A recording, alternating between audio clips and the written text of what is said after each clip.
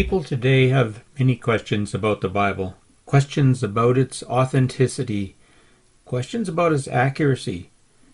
Is it really a true and dependable source of knowledge, even so much as to historical events? In the past, one of the problems of substantiating and confirming the Bible as factual and trustworthy has been the lack of third-party evidence. However, in the last couple of hundred years or so, archaeologists have been hard at work uncovering some very important pieces of information, which are tools by which you can finally put this question to rest and prove it to yourself. One of these tools or discoveries has been the Pilate inscription. The Pilate inscription refers to some writing on a piece of limestone rock that was part of the amphitheater at Caesarea, Israel, which is marked here in this little red dot on this map. The inscription is thought to be associated with the dedication of a building to Tiberius Caesar Augustus. Several years ago, we visited this discovery site at Caesarea on the Sea and had an opportunity to photograph this replica of the inscription as well as its translation, and we'll be referencing this just a little while later in this presentation. The significance of this piece of rock is simply this.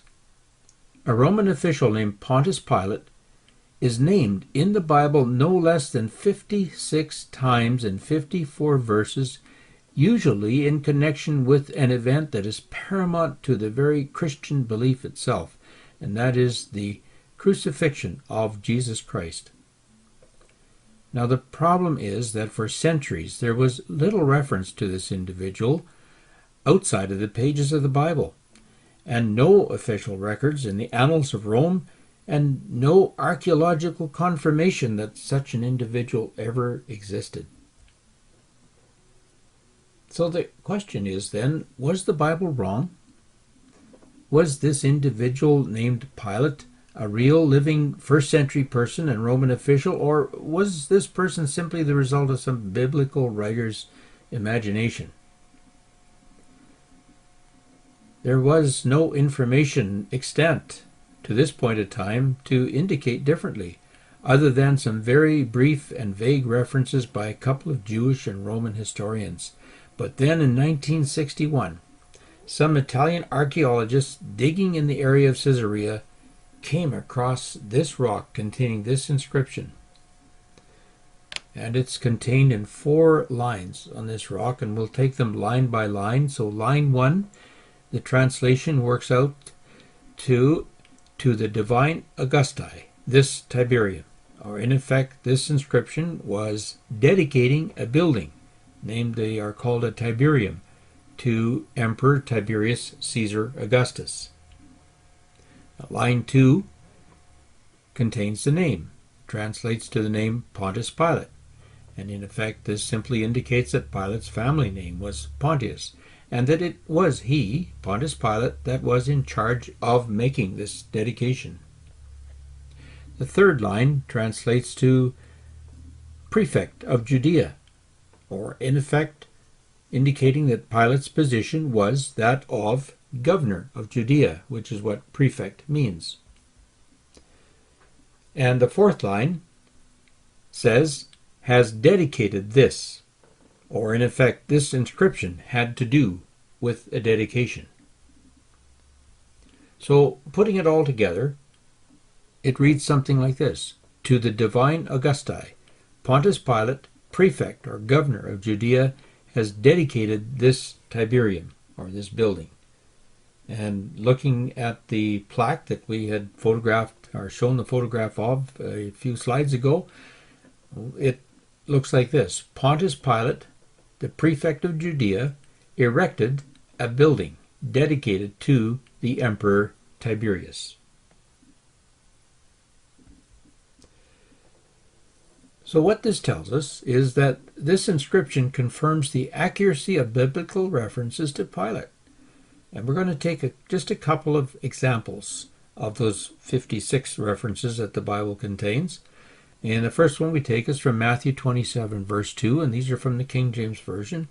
And we see that it references there this individual, it calls him by name Pontius Pilate, and this cross-checks with the name contained in the inscription, Pontius Pilate. And the next couple of words in that verse is the governor, Pontius Pilate the governor, and this cross-checks with what is contained in the inscription, prefect or governor.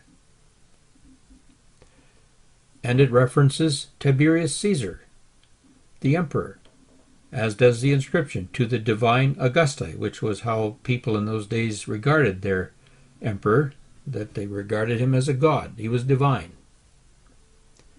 And this is contained in the 3rd chapter of Luke, verse 1. And in that chapter, it also references the name Pontius Pilate, cross-checks with the inscription, and then the next phrase is that he was governor of Judea, which also is contained in the inscription, that he was prefect or governor of Judea.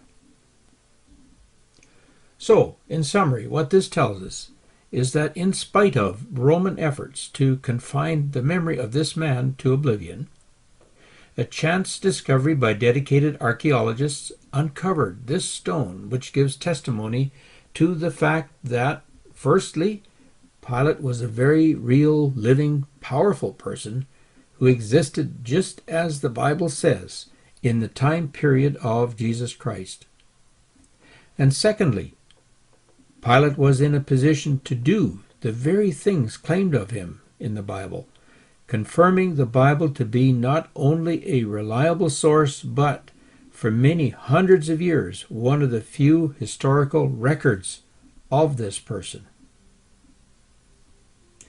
For more information, we ask you, please don't just take our word about this. Prove it to yourself. Check out the sources. Go to your computer. Google things like the Pilate inscription, Pilate, Tiberius, etc., and check out for yourself the information that comes up on your screen. We have a couple of websites here, keytobibletruth.com and richardbereans.com, where you can go for more information. Thank you for listening.